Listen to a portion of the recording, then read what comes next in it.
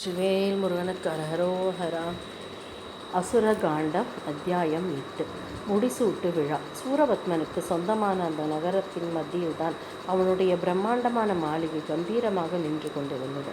அந்த மாளிகையானது 100 யோஜனை நீளமுள்ள ஆயிரக்கணக்கான மதில்களாலும் அகழ்களாலும் சூழப்பட்டிருந்தது. அம்மாளிகை மிகுந்த அழகு வாய்ந்ததாகவும் 4 வாசற்படிகளிலும் 4 பெரிய கோபுரங்களினால் அலங்கரிக்கப்பட்டும் ஏராளமான அங்கணங்களை கொண்டும் மனோகரமான உபரிகைகளை ஸ்படிக கற்களினால் செய்யப்பட்ட ஏராளமான திட்டாணிகளோடும் நாலாபுறங்களிலும் வனப்பு மிகுந்த மெத்தை படிக்கட்டுகளோடும் சுவர்களின் மீது அநேக விதமான விசித்திரமான சித்திரங்கள் தீட்டப்பட்டும் 4 புறங்களிலும் விளையாட்டு குன்றுகளும் ஓடைகளும் நிரம்பிய கிணறுகளும் பிரம்மாண்டமான நந்தவனங்களினால் சூழப்பட்டும் வசந்தம் முதலான பருவ காலங்கள் அனைத்திலும் நறுமணம் கமழும் மலர்கள் பூத்து குலுங்கும் தோட்டங்கள் நிரம்பியும் பெண்களுடன் விளையாடும்படியான நந்தவனங்களோடும் சகல திக்குகளிலும் ஆயிரக்கணக்கான யாகசாலைகள் நிரம்பியும் 4 புறங்களிலும் போகசாலைகள், காணசாலைகள், விசாலமான சமையலறைகள், அநேக ஆபரண சாலைகள், யுத்த சாலைகள், அஸ்திர சாலைகள், நாட்டிய சாலைகள், வித்யாசாலைகள், போஜன சாலைகள், கஜசாலைகள், அஸ்வசாலைகள் ஆகியவைகளினாலும் அநேக சபா மண்டபங்களின் வரிசைகளால் பிரகாசித்து கொண்டும் விளங்கியது. ஏராளமான தேவ மண்டபம், அசுர மண்டபம், வீர மண்டபம், மந்திரி மண்டபம், பலவிதமான இரத்தினங்களால் இழைக்கப்பட்ட ஏகாந்த மண்டபங்கள், மனோரஞ்சிதம், முத்துக்கள் ஆகியவைகளால் அமைக்கப்பட்ட இந்திர மண்டபங்கள், கண்கவர் காந்தியை கொண்டிருக்கும் பவழ மண்டபங்கள், வைர வைடூரியங்களால் இழைக்கப்பட்ட பற்பல விதமான மண்டபங்கள், திவ்யமான புஷ்பராக கற்களினால் ஒளிவீசும் பத்மராக கற்களினாலும் அதிக காந்தியுள்ள மரகத கற்களினாலும் அதிப்பிரகாசமான நீல கற்களினாலும் திராசம் என்னும் தோஷ பயமற்ற விலை மதிப்பிட முடியாத வைரக்கற்களினாலும் அமைக்கப்பட்டிருக்கும் மற்ற மண்டபங்கள் அதிசிறப்பான ஸ்படிகங்களினாலும் கோமேதகங்களினாலும் தளவரிசை அமைக்கப்பட்டு சுகந்த மனம் கமழும் செஞ்சந்தன கட்டைகளால் வெகு நேர்த்தியாக அமைக்கப்பட்ட பல மண்டபங்கள் ஆகியவைகளால் நிரம்பப்பட்டிருந்தது. ஆகாயத்தை தொட்டுவிடும் அளவிற்கு உயர்ந்திருக்கும் துவஜங்களினாலும் ஸ்வர்கலோகத்துக்கு நிகராக தோற்றமளிக்கும் முத்து மாணிக்க கற்களினால் இழைக்கப்பட்ட அநேக ஆயிரக்கணக்கான கதவுகளை கொண்டும் அந்த கதவுகளின் மனதை கவர்ந்து இழுக்கும்படியான மேல்படி கீழ்ப்படி ஆகியவைகளோடும் அமைக்கப்பட்ட அதி அற்புதமான கோலத்தோடு திகழ்ந்தது. அந்த அழகான நகரத்திற்கு உலகங்களிலும் புகழ்பெற்ற வீரமகேந்திரபுரம் என்னும் சூரபத்மன் பெயர் சூட்டினான். இதை தவிர அவன் அந்த வீரமகேந்திரபுரத்தை சுற்றிலும் ஹேமபுரி, நீலபுரி, ஸ்வேதபுரி, வாமபுரி, பத்மபுரி போன்ற 8 நகரங்களையும் வெகு சாதுரியமாக நிர்மாணித்தார். இவற்றை தவிர நதி தீரத்தின் வடக்கு திசையில் பலவிதமான இரத்தினங்களினாலும் வினோதமாகவும் அதி அழகானதாகவும் உள்ள அசுரபுரி என்னும் பட்டினத்தையும், மேருகிரிக்கு தெற்கில் ஜம்பு தீபில் ஹேமகூட மலைக்கு அருகில் மாயபுரி என்னும் பிரம்மாண்டமான பட்டினத்தையும் அவன் அமைத்தான். மேலும் அவன் தீவுகள் தோறும் கடல்கள் தோறும் எங்கு பார்த்தாலும் ஏராளமான பட்டினங்களை தோற்றுவித்தார். இந்த பட்டினங்களை எல்லாம் சீரும் சிறப்புமாக உண்டாக்கிய பிறகு சூரபத்மன் வீரமகேந்திர பட்டினத்திற்கு விரைந்து சென்றான். அந்த நகரத்தில் உள்ள லீலா வினோதங்களை எல்லாம் கொண்டு ரசித்தபடியே அவன் தன்னுடைய மாளிகையினுள் புகுந்தான்.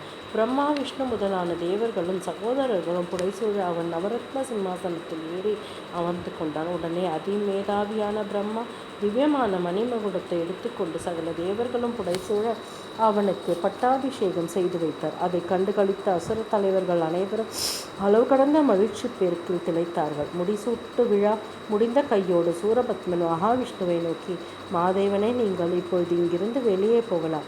நான் மறுபடியும் எப்பொழுது உங்களை கூப்பிடுகிறேனோ அப்பொழுது நீங்கள் இங்கு வந்தால் போதும் என்று கூறி அனுப்பிவிட்டான்.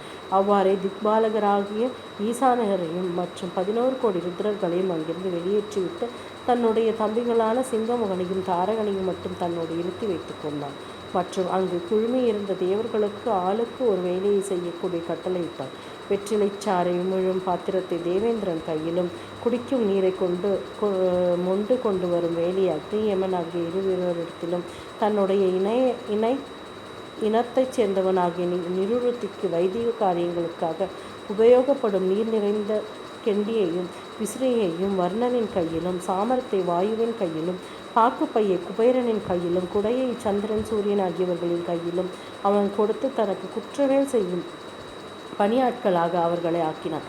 அவர்களை சரியான விதத்தில் அதட்டி மிரட்டி வேலை வாங்குவதற்காக தன் கரத்தில் ஒரு அற்புதமான கத்தியை பிடித்து கொண்டான். அவளை சுற்றிலும் சங்கீத கலையில் தேர்ச்சி பெற்றவர்களான சித்தர்கள், வித்யாதர்கள், கிண்ணர்கள், கருடர்கள் ஆகியவர்கள் இன்னிசை கீதங்கள் முழங்கினார்கள். அந்த பாடல்களுக்கு ஏற்றாற்போல தேவலோக மாதர்கள் ரம்பை, ஊர்வசி, மேனகை ஆகியவர்கள் அற்புதமாக நடனமாடினார்கள்.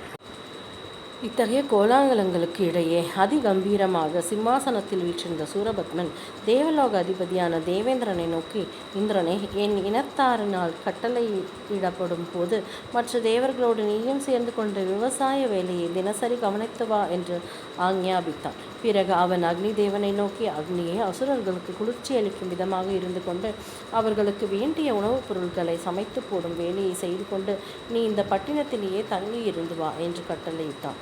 அடுத்ததாக வருணனை நோக்கி, வருணனே, எனக்கு சொந்தமான பட்டினங்கள் அனைத்திலும் எக்காலத்திலும் குளிர்ச்சியாகவும் நறுமணத்தோடும் கூடியதுமான நீரை தெளித்து வா என்று உத்தரவிட்டான். அதன் பிறகு அவன் வாயு தேவனை நோக்கி, வாயுவே, இந்த பட்டினத்து வீதிகளில் குப்பை கூலங்களை பெருக்கிக் கொண்டும் இங்குள்ள அழகிய பெண்மணிகளின் மார்பகங்களின் மீது இளம் காற்றுடன் கூடிய சுகந்த மனமும் குளுமையும் கலந்து பனிநீர் திவிலைகளை தினசரி தெளித்து கொண்டும் இருந்து வா என்று ஆக்ஞையிட்டான். பிறகு அவன் குபேரனை நோக்கி, குபேரா, நீ எக்காலத்திலும் சங்க நிதி பதும நிதிகளை திறந்து வைத்து கொண்டு என்னுடைய தூதர்களுக்கு விரும்பிய வரையிலும் திரவியங்களை கொடுத்து வா என்று உத்தரவிட்டான்.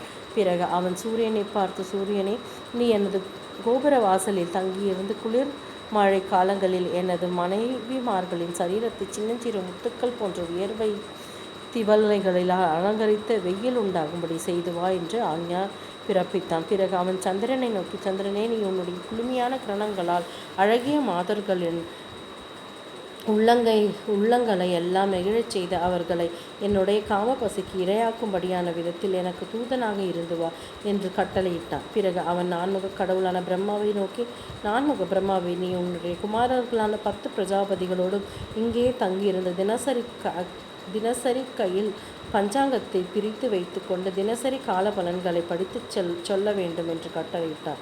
இவ்வாறாக தேவர்கள் அனைவருக்கும் ஒவ்வொரு வேலையை கொடுத்துவிட்டு சூரபத்மன் சிறிதும் கவலை இல்லாமல் சிம்மாசனத்தின் மீது சுகமாக அமர்ந்தான். அப்பொழுது குலகுருவான சுக்கராச்சாரியார் அவன் மீது குசதீர்த்தங்களை தெளித்து அர்ச்சனை செய்தார். இவ்வாறாக தினசரி இந்திரன் முதலான தேவர்களும் அசுரர் கூட்டத்தினரும் தனக்கு குற்றவேல் புரிய பகைவர்கள் என்ற வார்த்தைக்கே இடமில்லாத வண்ணம் அற்புதமான லக்ஷ்மி கடாட்சம் நிறைந்தவனாக சூரபத்மன் தனது தம்பிமார்களோடு உலகங்கள் அனைத்திற்கும் அரசனாக வீற்றிருந்து திறம்பட அரசாட்சி செய்து வந்தான். வெற்றிவேல் முருகனுக்கு அரஹரோஹரா.